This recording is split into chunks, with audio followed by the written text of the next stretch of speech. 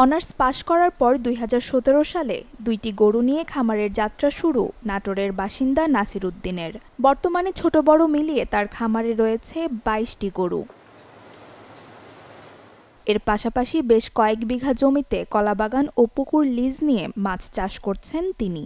গরু পালন ও সমন্বিত খামার করে মাসে প্রায় ৭০ থেকে ৮০ হাজার টাকা আয় করছেন সফল এই উদ্যোক্তা।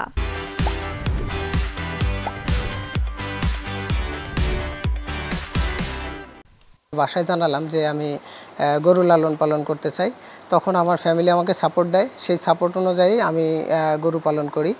আর পাশাপাশি আমার হলো পুকুর আছে, যেখানে কিছু মাছ চাষ করি। তার খামারে কর্মসংস্থান হয়েছে অনেকের। তাছাড়া তাকে দেখে উৎসাহী হয়ে অনেকে এখন গরুর খামার ও সমন্বিত কৃষি খামার করতে আগ্রহী হচ্ছেন। মামার এই গরুর খামার দেখার পরে দেখে আমি ৫টা গরু দিয়ে একটা খামার শুরু করেছি।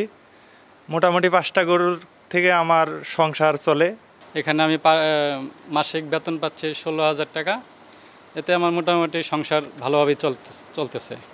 এমন উদ্যমী উদ্যোক্তাদের হাত ধরে এগিয়ে যাবে আগামীর বাংলাদেশ, এমনটাই প্রত্যাশা সবার। Desk report, channel 24।